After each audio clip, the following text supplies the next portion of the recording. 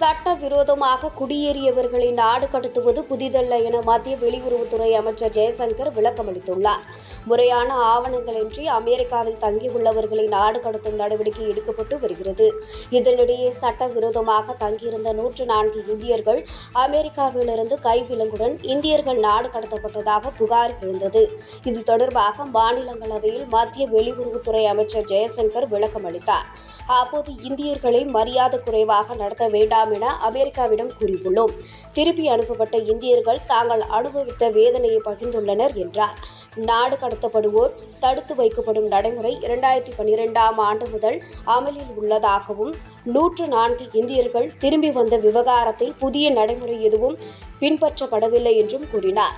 மேலும் இந்தியர்களை சட்டவிரோதமாக அமெரிக்காவிற்கு அனுப்பிய இடைத்தரகர்கள் மீது நடவடிக்கை பாயும் என்றும் அவர் அப்போது கூறினார்.